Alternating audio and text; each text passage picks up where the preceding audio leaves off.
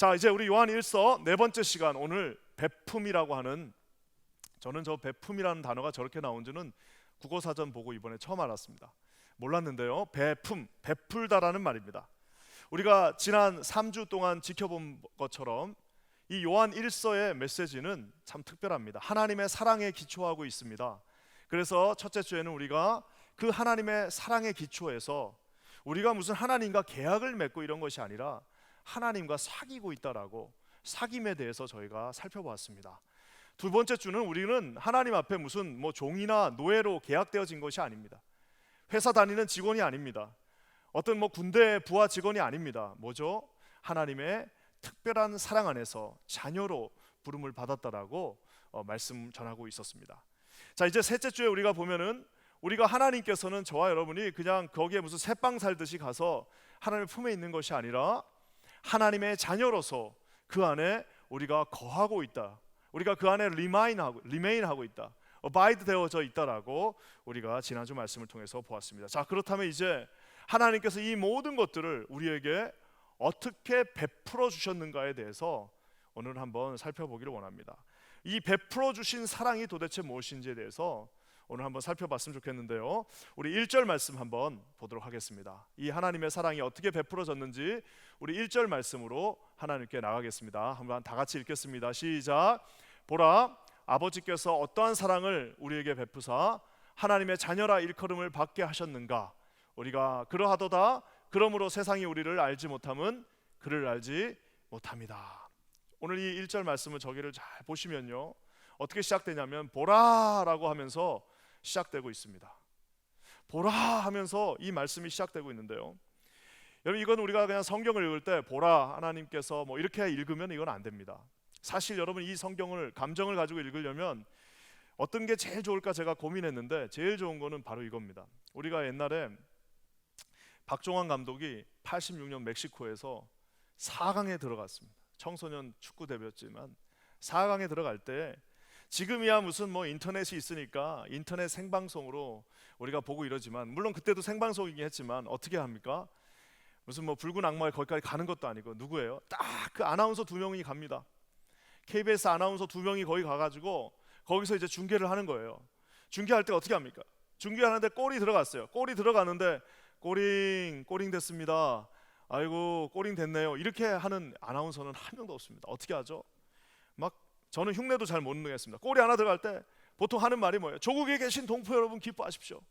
조국에 계신 동포 여러분 드디어 골이 나. 이런 식으로 자기가 낼 수 있는 가장 기쁨의 그 감격의 순간, 여러분 오늘 그것이 뭐냐? 조국에 계신 동포 여러분 기뻐하십시오가 아니라 오늘 이 방송을 듣고 계신 모든 성도님들 기뻐하십시오. 보라 하면서 오늘 이 요한 1서 3장 1절 말씀이 시작되고 있는 것을 봅니다. 보라, 보십시오.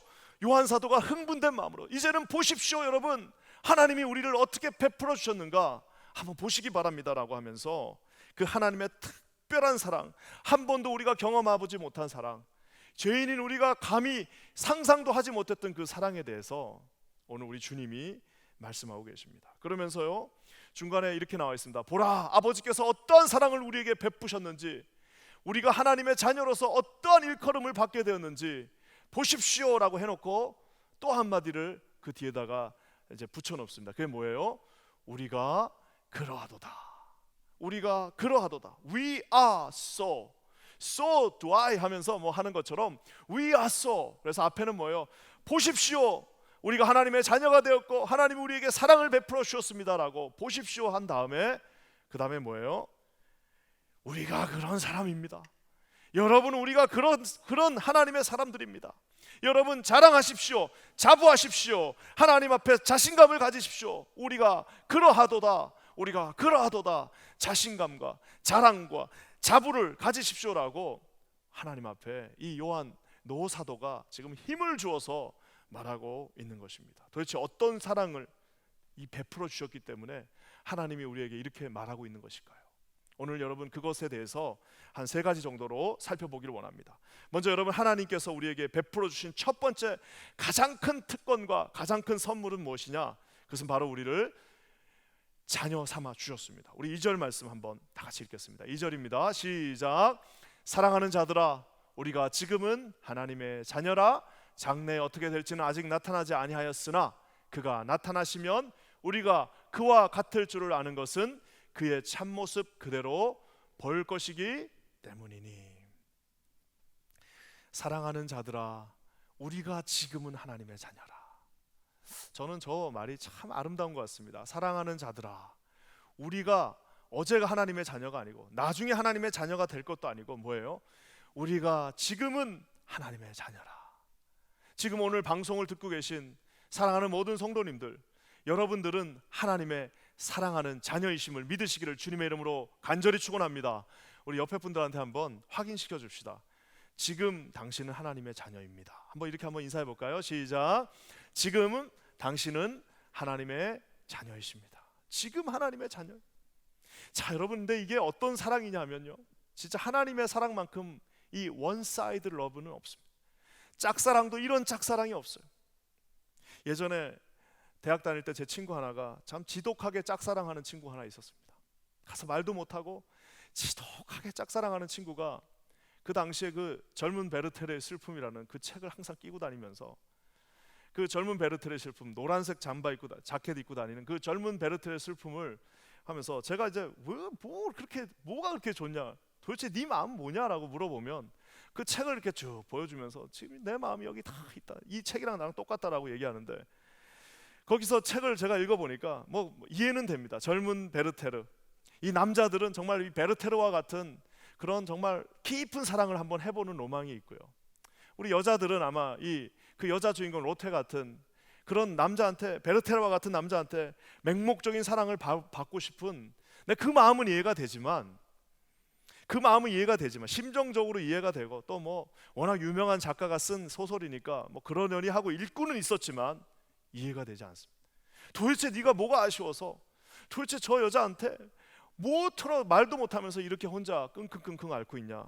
그랬더니 그 친구가 자기는 영원히 이래도 될 수 있을 것 같아요. 여러분, 그 말은 다 거짓말입니다. 뭘 영원히 그렇게 합니까? 몇 년 뒤에 이제 딴 사람 생기니까 그냥 아무 상관도 없이 그냥 한 시절의 추억이었을 뿐입니다. 사랑하는 성도 여러분, 왜 그렇게 사랑하냐고 물어보니까 모르겠대요. 그냥 한 시간의 추억이었지만 왜 그러는지 몰라요. 그렇지만 끊임없이 한 사람을 향한 그 짝사랑이 참 슬프기도 하지만 옆에서 지켜보면서 아름답다는 생각도 들었습니다. 자, 근데 여러분, 그 친구가 대단하게 매일 밤낮으로 사랑했던 사람이 2년밖에 가지 않습니다. 나중에 이제 진짜 자기 여자친구, 와이프 생기니까 그냥 하나의 추억으로 끝나버리는데, 우리 하나님께서는, 우리 예수 그리스도께서는 지난 수천 년 동안 내가 봐도 싫은 나 자신과 같은 죄인을 향하여, 여러분, 우리 구약의 그 하나님의 마음을 한번 살펴보시기 바랍니다. 우리가 요즘 이사야 선지서를 우리가 묵상하고 있지 않습니까? 이사야 선지자 그렇게 돌아오라 또 돌아오라, 나에게 돌아오라라고 하는 그 처절한 원사이드 러브, 알아주지도 않아요. 잠깐 돌아왔다 또 다시 나갑니다. 잠깐 왔다가 왜 나를 불렀냐고 하고 또 다시 나가버리는 그 정말 내가 봐도 싫은 내 자신의 모습을 우리 하나님께서 어떻게 하신다고요? 사랑하는 자들아, 우리가 지금은 하나님의 자녀라. 저는 이사야 선지서 요즘 계속 설교하고 있는 것과 이거를 한번 비교해서 보니까 왜 저기서 요한 사도가 우리가 지금은 하나님의 자녀라라고 얘기한 것도 어느 정도 또 이해가 됩니다. 왜 그랬냐면 얘들이 또 하다가 또 도망갈 수도 있으니까 지금이라도 도망가도 또 불러주시지만 지금 너희가 하나님의 자녀다라고 말씀하고 있는 것을 봅니다. 사랑하는 성도 여러분, 끊임없이 우리 하나님께서 정말 한 번도 변함없이 짝사랑하고 계십니다. 거기에 반응하는 자들이 우리 예수를 믿는 저와 여러분이 믿으시기를 주님의 이름으로 간절히 축원합니다. 우리 하나님께서 저와 여러분을 끊임없는 사랑으로 지금은 너희들이 하나님의 자녀다라고 말씀해 주셨습니다. 여러분, 그 말씀 가운데 반응하시는 저와 여러분 되시기를 주의 이름으로 간절히 축원합니다. 우리는 이 자녀라는 것들 때문에요, 우린 두 가지를 할 수 있습니다. 첫 번째 뭐냐면요, 자녀이기 때문에 우리가 하나님 앞에, 또 사람들 앞에, 이 세상 앞에 당당하게 설 수 있습니다. 우리는 하나님의 자녀라. 아까 1절 말씀처럼 뭐예요? 우리가 그러하도다, 우리는 그런 하나님의 자녀입니다라고 자부할 수 있습니다. 여러분, 이 자녀라는 것이 얼마나 대단합니까? 이 자녀라는 것이 얼마나 파워풀합니까? 우리가 가끔 요즘 애완동물 키우는 분들이 많이 계신데 정말 특히 개, 그 충직한 개 한 마리를 키우는, 고양이도 마찬가지고, 세상에 여러분 이렇게 참 충직한 이 동물들이 또 있나 싶습니다. 아무리 늦은 밤에 들어가도 주인 앞에 떼어나오고, 자기가 그래도 깨끗하게 깔끔하게, 고양이 같은 경우는 청소할 필요도 없잖아요. 자기가 자기 거 다 청소하고 깨끗하게 털에 뭐 흠집 하나 묻히지 않고 자기가 다 없애고, 그리고 또 우리가 외로울 때마다 힘들 때마다 올라와 가지고 위로해주고, 얼마나 여러분 고양이 개만큼 여러분 할 수 있는 사람들도 많지 않습니다. 그렇게 정말 좋고 대단하지만 우리 자녀들 보면 어떻습니까? 우리 자녀들 키울 때 보면은 매일 씻겨줘야 돼요. 씻겨놓으면 또 점심때쯤 되면 몸에서 막 땀 냄새 납니다. 매일 씻겨줘야 되죠. 말 안 듣죠. 하라는 거 안 하고 하지 말라는 것만 어떻게 그렇게 골라서 하는지 쉽지가 않습니다. 늦게 가면은 얼굴 한번 볼 수 없어요. 아빠가 늦게 갔다고 그래서 그 자고 있다가 뻘떡 일어나고 아빠하고 나오는 아이가 없지 않습니까? 자, 우리가 앞에 이게 고양이고 개고 여기가 사람이라는 것만 딱 떼놓고 그 팩트만 놓고 당신 누구 뭘 선택하겠습니까 하면은 여러분 다 사실 고양이랑 개를 선택하죠. 하지만 여러분 우리가 그럼에도 불구하고 우리 자녀들을 끝까지 포기하지 않고 우리의 상속자로 삼고 우리가 모든 것을 그에게 다 주는 이유가 뭡니까? 여러분 이유는 단 한 가지입니다. 그 아이가 나의 자녀이기 때문입니다. 여러분 믿으십니까? 우리 하나님께서 저와 여러분에게 말씀하고 계십니다. 이 모든 것들을 너희에게 준다라고 말씀하시는 이유는 우리 하나님께서 우리가 지금은 하나님의 자녀다라고 하는 그 놀라운 사랑을 베풀어 주셨기 때문입니다. 저는 저와 여러분이 여러분 이 부분에 있어서 흔들리시는 분이 없기를 우리 주님의 이름으로 간절히 축원합니다. 여러분 그러면서 우리가 자녀이기 때문에 당당하게 주님이 베풀어 주신 사랑을 받음과 동시에 또 한 가지가 필요합니다. 그것은 뭐예요?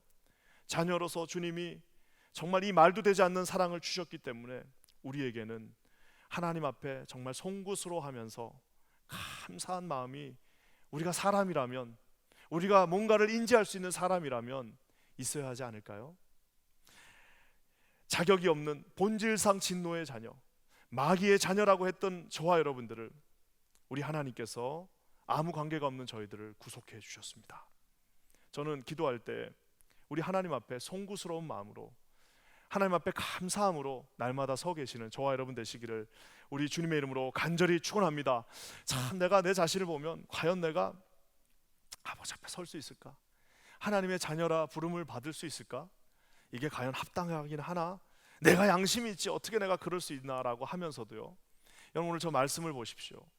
네 번째, 다섯 번째 줄을 한번 보십시오. 이렇게 시작됩니다. 우리가 그와 같을 줄 아는 것은 뭐예요? 세 번째 줄 마지막부터 보면은 그가 나타나시면, 비록 우리가 지금 여전히 부족한 모습으로 있으나 그가 나타나시면, 그가 다시 이 땅에 오시면, 그가 다시 재림하시면, 그가 성령으로 우리에게 나타나시면 그와 같을 줄을 아는 것은, 우리가 그와 같은 것, 거기서 그는 누굽니까? 예수님을 말하고 있습니다. 우리가 예수님과 같을 줄을 아는 것은 그의 참모습 그대로 우리가 언젠가는 우리 사랑하는 예수님을 보게 될 것이다라고 말하고 있습니다. 저는 기도하기는 여러분 하나님이 우리에게 주신 사랑으로 베풀어 주신 가장 첫 번째는 우리가 그분의 자녀가 되는 축복입니다. 여러분 이 축복 안에 흔들리지 않는 이 축복 가운데 거하시는 저와 여러분 되시기를 우리 주님의 이름으로 간절히 축원합니다. 나중에는 좀 하나님 닮아가는 모습으로 우리가 그와 같을 줄을 안다. 우리가 언젠가는 이 성화의 과정을 통해서 작년과 올해가 다르고 올해가 내년이 다르고 하나님 아는 지식이 더 풍성해지면서 주를 닮아가는 선한 향기를 나타내시는 저와 여러분 모두가 되시기를 우리 주님의 이름으로 간절히 축원합니다. 첫 번째 베풀어 주신 사랑은 자녀가 되는 축복이었습니다. 여러분 또 한 가지 주님이 베풀어 주신 사랑이 있습니다. 우리 5절 말씀 한번 읽을까요? 5절입니다. 시작. 그가 우리 죄를 없애려고 나타나신 것을 너희가 아나니 그에게는 죄가 없느니라. 저와 여러분은 뼛속까지 죄인입니다. 마지막 남은 피 한 방울까지 죄인입니다. 뼛속까지 죄인입니다. 죄를 저지를 가능성이 있는 인간이 아니라요, 죄를 혹시라도 없앨 수 있는 가능성이 있는 인간이 아니라 태어나는 순간부터 뱃속에 있는 그 모태에서부터 뼛속까지 피 한 방울까지 다 죄인입니다. 아무리 그 죄를 없애려고 해도 이 죄의 이 무게를 우리가 버틸 수가 없는, 죄와 죄인이 같은 인간입니다. 하지만 오늘 주님이 뭐라고 말씀하십니까? 그가 우리 죄를 없애려고, 우리를 없애려고 아니라 그가 우리 뭐를 없애려고요? 죄를 없애려고 이 땅에 오셨다라고 말하고 있습니다. 그래서 여러분, 하나님이 세상을 이처럼 사랑하사 독생자를 우리에게 주신 이유는 죄인인 우리에게서 죄를 없애서 하나님의 자녀 삼기 위해서 그러셨다라고 말하는 겁니다. 여러분, 혹시 한국에 옛날에 2011년 구제역이 있었습니다. 구제역 아시나요? 이 돼지하고 소 중심으로 이 가축들에게 일어나는 병인데요, 2011년 한 해에 구제역으로 300만 마리의 이 가축들을 살처분했습니다. 여러분, 살처분이라는 게 뭔지 아시나요? 이거 동물 사랑하는 사람은 이거, 그래서 살처분할 때 가서 막 돼지 빼돌리고 이런 동물 단체도 있죠. 이 살처분이 뭐냐면요, 저는 상상하기도 싫은데요, 어떻게 하냐면은 300만 마리를 죽이려면은 쉽지가 않습니다. 그냥 어떻게 하는 거예요? 땅을 팝니다. 포크레인이 와서 땅을 파서요, 만약에 A 지점에 돼지 구적이 하나 발생됐다 그러면 어떡하냐, 반경 몇십 킬로에 있는 모든 소와 돼지들을 어떻게 하는 거예요? 뭐 다 그걸 뭐 어떻게 죽입니까? 일일이 죽일 수가 없으니까 땅을 깊게 파가지고 거기에다가 비닐을 하나 깔고 거기다 다 산채로 다 밀어 넣습니다. 그러니까 이 돼지가 가지 않으려고 다 직감하고 안 가려고 막 발버둥 치면 포크레인으로 다 밀어버려요. 그러고 나서 산채로 생매장했던 것이 살처분입니다. 좀 이제 뭐 지금은 방법이 좀 바뀐다고 하고 뭐 가스도 넣고 이러는데, 옛날에는 그냥 산채로 거기다가 다 그 돼지들을 밀어넣고 그 돼지들 위에다가 그냥 생으로 매장을 다 해버렸습니다. 무시무시한, 정말 아무리 동물이지만 얼마나 잔인한 방법입니까? 그리고 여러분, 거기에 동원됐던 공무원들이 그 죽는 그 돼지의 모습을 보면서 이 트라우마가 생길 정도로 그렇게 무시무시한데요. 여러분, 이 이론은 아주 간단합니다. 그건 뭐예요? 저기에 구제역 돼지가 하나 나오면은 절대로 저쪽이 깨끗해질 수 없다라는 거예요. 그러니까 뭐예요? 유일한 방법은 저기 있는 모든 돼지들을 다 죽여버리는 방법 외에는 그 구제역이라고 하는 병을 이길 수 있는 방법이 현재로서는 없는 겁니다. 사랑하는 성도 여러분, 저와 여러분이 어떤 면에서는 죄도 이렇지 않습니까? 우리 몸에 요만큼 죄가 있다고 여기만 뺄 수가 있습니까? 유일한 방법은, 실상 이런 이 말을 입에다 대는 거는 쉽지 않지만 살처분 외에는 우리 죄를 해결할 수 있는 어떠한 방법도 인류 역사상 그 많은 사람들이 다 발견해봤지만 없었던 것이 사실입니다. 윤리로도 우리의 철학으로도 우리의 못된 행위로도 우리는 여러분 살처분의 대상에서 면제되어질 수 없는 인생이란 사실입니다. 사랑하는 성도 여러분, 우리 주님께서 그 부분을 아시고 어떻게 해요? 그가 우리 죄를 없애려고, 저기서 만약에 그가 우리 죄인을 없애려고가 아니라, 만약 죄인을 없애려고 했다라면 저와 여러분 이 자리에 앉아 있을 수 있는 사람이 여러분 우리 중에 한 명이나 있겠습니까? 예수 믿고 죄 한 번도 안 져보신 분 한번 손 들어보세요. 나는 예수 믿는 순간부터 죄를 한 번도 진 적이 없네. 여러분, 그분은 그 자체가 죄입니다. 그 자체, 손드는 죄 자체가 지금 죄를 짓고 있다는 사실, 오늘 주님께서 명확하게 말씀하고 계십니다.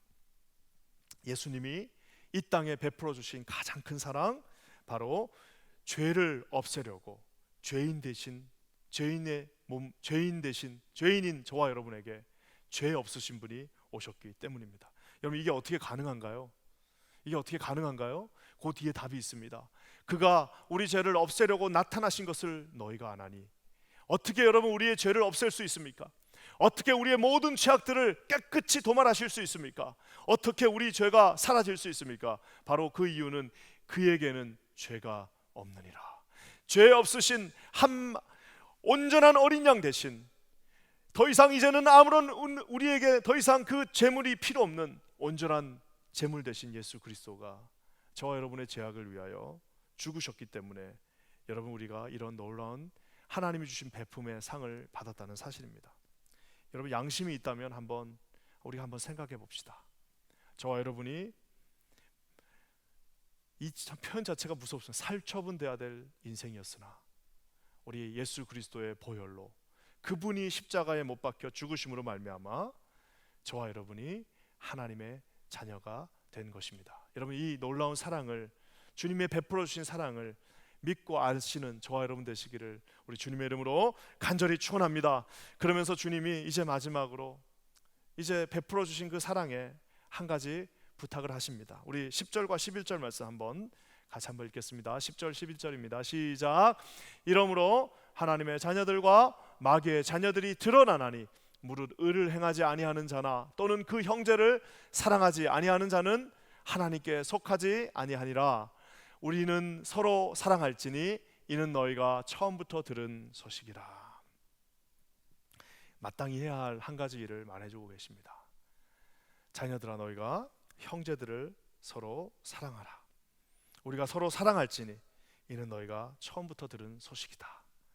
자녀가 되었고 의롭게 되었고 십자가의 보혈을 믿고 예수 그리스도께서 살처분 인생인 나를 구원해 주셨다라는 사실을 안다면 여러분 최소한 우리 교회 안에 있는 우리끼리는 최소한 우리라도 형제를 사랑해야 되지 않겠습니까?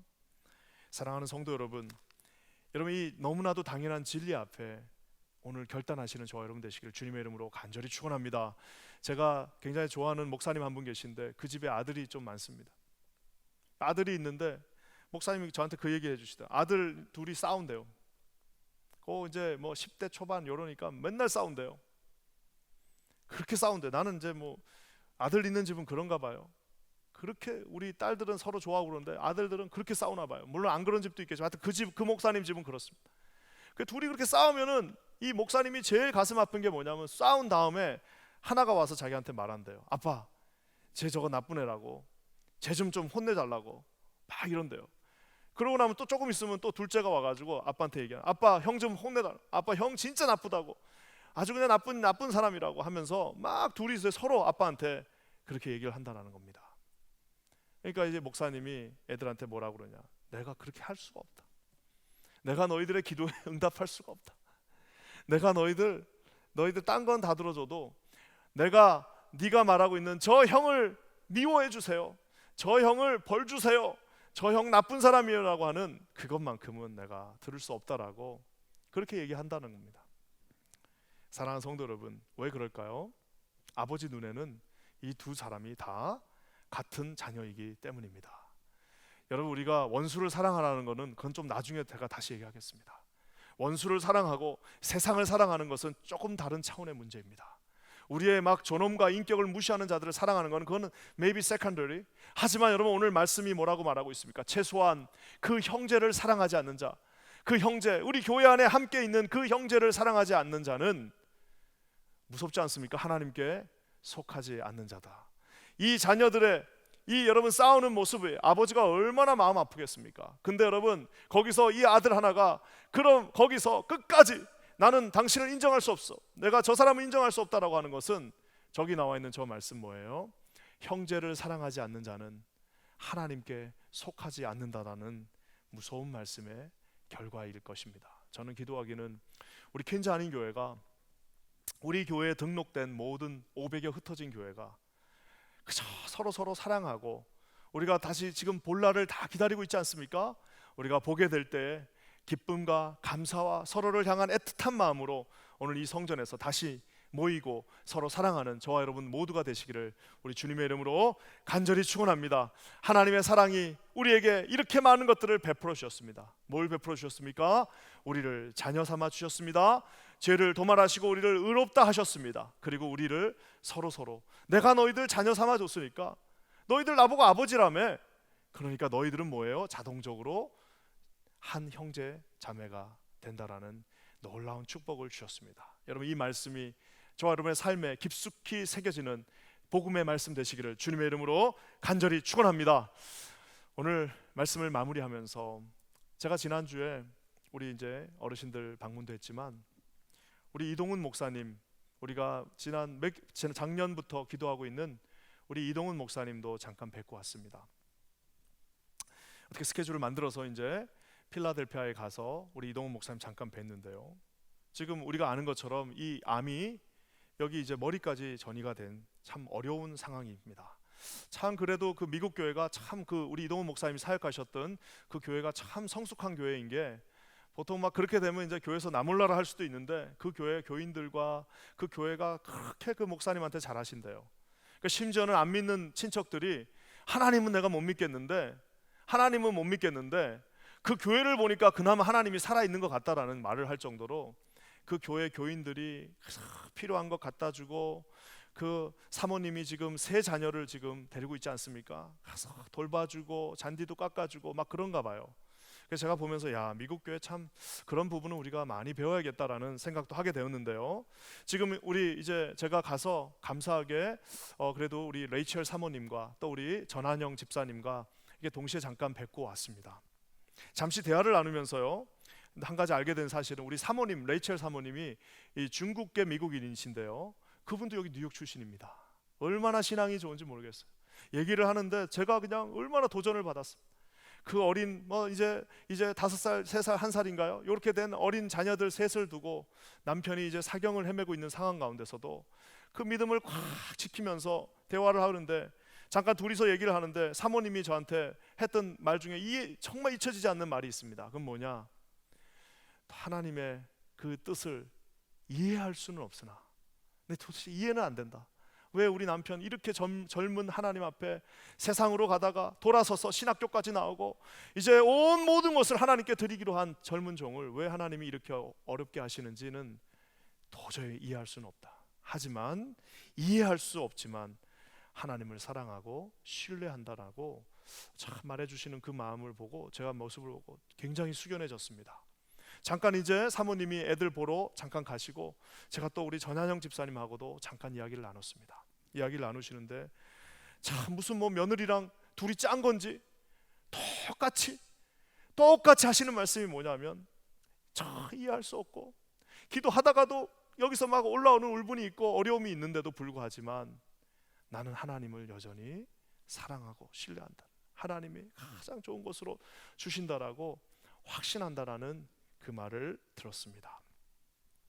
두 분에게 인사하고 제가 이제 돌아오는 차에서 딱 생각을 하는데요, 드는 생각이 그겁니다. 그건 뭐냐면은 자녀를 향한 그 육신의 부모의 마음, 또 사랑하는 남편을 향한 그 아내의 그 애끓는 마음이 느껴지고 있었습니다. 하지만 여러분, 저 역시 여전히 이해가 되지 않습니다.